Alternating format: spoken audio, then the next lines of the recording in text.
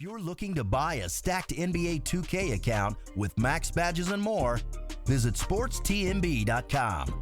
He has been in the community for years and has hundreds of reviews. Click the first link in the description to get your account today.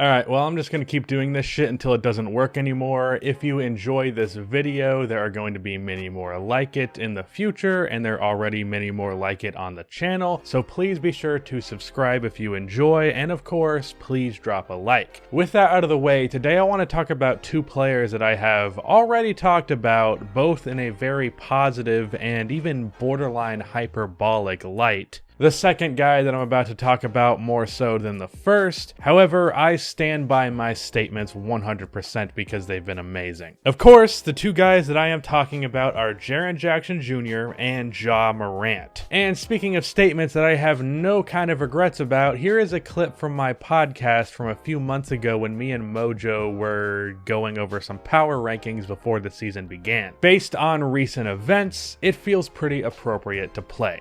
I actually wouldn't be surprised if the Grizzlies actually ended up being pretty solid. But all of that hinges on Ja Morant's rookie season. If he has a great rookie season, I think they could be pretty good, like respectable. Like Sacramento Kings last season, respectable. Oh damn, that's pretty good. Maybe not quite there. Yeah, that's pretty good. If he had like a Damian Lillard-like rookie year, I think they could become a playoff team simply because I think Jaren Jackson Jr. and Dylan Brooks, as well as what's his name that they drafted late, the really good defensive player, Brandon Clark. Yeah, I think all three of those guys are ready to contribute to winning basketball right now. If you want to hear me and Mojo talk about basketball some more, the podcast channel will be in the card above, and of course the latest episode will be in the link in description and pinned comment as it always is. Of course, the reason that I decided to play that clip is that the Grizzlies, to the surprise of everyone, yes including me, are in the playoffs right now. I expected them to be a decently competitive team, but I did not expect an 8th seed. With how good the Grizzlies are playing, I wanted to talk about what is, in my opinion, the best young duo in the NBA, Morant and Triple J. The thumbnail says that I think that Ja is a future MVP and Jaren could be the greatest defender ever, and I 100% mean that. But to back up those claims, I am going to do what no mainstream media outlet will ever do, and I'm going to talk about the Memphis Grizzlies.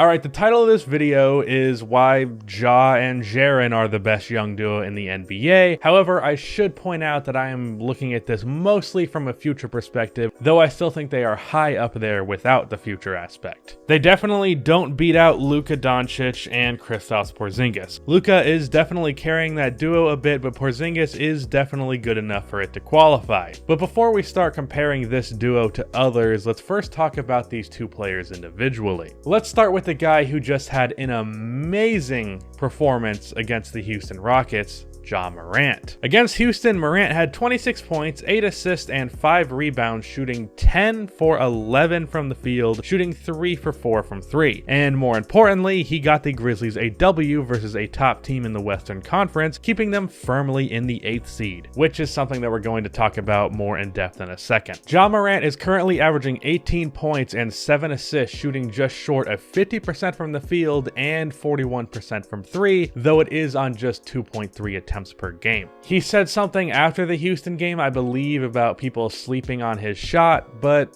people are right to do that. He's an okay three-point shooter, nothing special. 41% from 3 is really good, but 2.3 attempts a game is barely anything for a starting point guard in the NBA. I looked up starting point guard three-point attempts for every team in the NBA, and literally 2 players, Ben Simmons and Markelle Fultz, shoot less threes a game than Ja, and Fultz barely shoots less than Ja. That's not impressive in the slightest. If Ja Morant was actually a good three-point shooter, he wouldn't be taking less shots than Ricky Ricky Rubio from downtown. Anyway, stepping away from that negative thing, Ja Morant with his numbers alone is this year's Rookie of the Year. The Grizzlies being at least fighting for the 8th seed for the rest of the year, or even being the 8th seed, should solidify that. If you remember correctly from that podcast clip I showed just a few minutes ago, I said that the Grizzlies being a playoff team hinged on Ja Morant being amazing, and he has been just that. I actually think the season he's had this year is pretty similar to Damian Lillard's rookie year. They're not playing the same by any means. Dame came into the league as one of the best three-point shooters in the NBA already, but Ja has that same feeling of, holy shit, this guy is really good, and the same immediacy of being really good. When you actually put both of their rookie numbers side by side, Ja is averaging 18, Dame averaged 19, both averaged around 7 assists, and both had a 55+% true shooting percentage. As a matter of fact, Ja has a better true shooting percentage at the moment at 57%. And Ja already is a better defender than Damian Lillard probably ever was.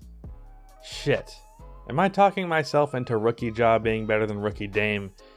Because I think I am. Okay, fuck it, let's do it.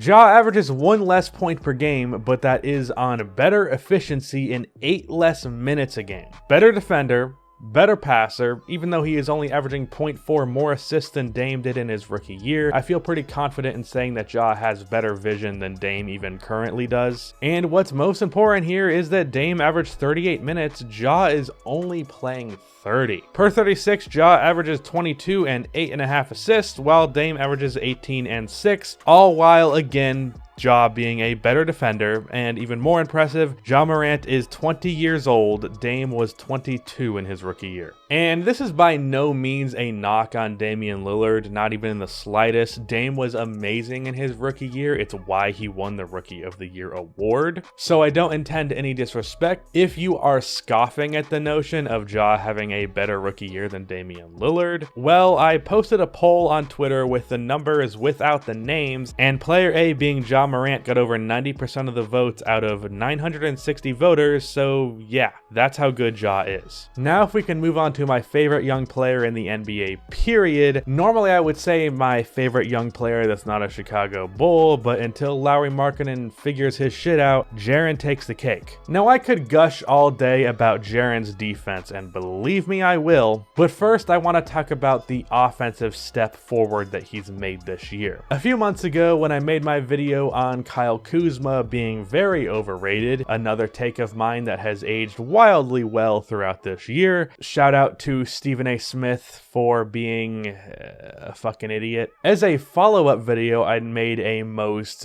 underrated young player in the league video, and that video was on Jaren Jackson Jr. In that video on Triple J, I said this, and fair warning, I apologize for thinking at the time that a chin strap would look good on me. So given an opportunity next year with more minutes, more lenient coaching, and an offense that features him more, I think Triple J in his second season could average 27 and 2 blocks. Now, Jaren hasn't quite averaged 20 and 7 because, again, Jaren is having problems with fouling, so he's only playing 2 more minutes a game than last year, but he has been featured in the offense a lot more as I predicted, and it's gotten him to 18 points per game. But even more importantly than that, he's taken those flashes from his rookie year of potentially being a really good shooter, and now he's taken that and is shooting 42% from 3 on 6.5 attempts, being the shooter that Bulls fans wished Markkanen was. I'm going to keep taking shots until he's good again. And he has also been allowed to create off of the dribble a bit more, and of course, he's been used perfectly with Ja in the pick and roll and pick and pop option. Plus,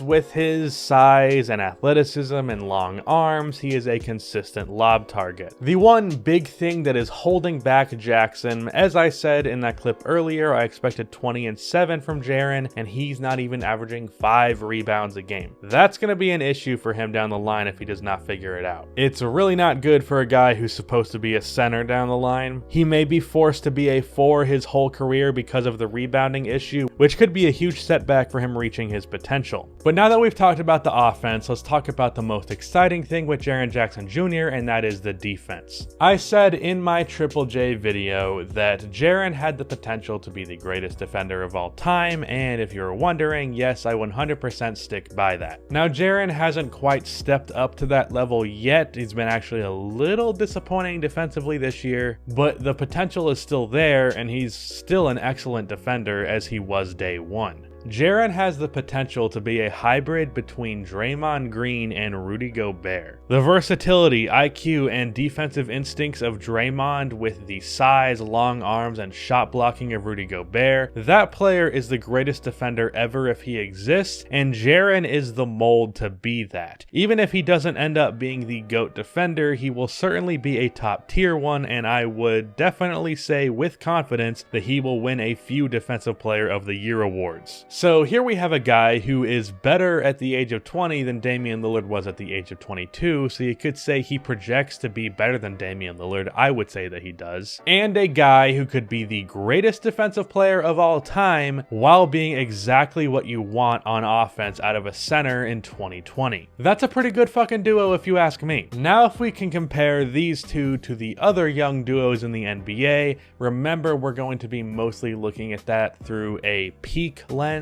At least what I view these players as peaks to be. Let's start with the best young duo in the league, Luka Doncic and Kristaps Porzingis. Luka is and is going to be a better player than Morant. I think that Ja could be a top 5 player one day. I am almost certain that Luka will one day be the best player in the league, and it will probably be one day not too far from now. However, Jaren, if he hits the ceiling that I think he can, is a far better player than Porzingis. I honestly think that KP is at his peak right now, or rather what he was doing in New York. His all-star season was his peak. But I think that Jackson can maybe be a top 5 player. I would probably more realistically put him around the 8th spot, but it is within the realm of possibility with him being as good of a defender as he is while also being a perfect offensive center. I doubt that Porzingis ever cracks like top 13. And then for Trae Young and John Collins, I think 2 to 3 years from now, Trae and Ja are going to be on the same level. And then of course, Jaren is a better player than Collins. I don't think I have to go into too much depth on that one. For Zach and Lauri Markkanen,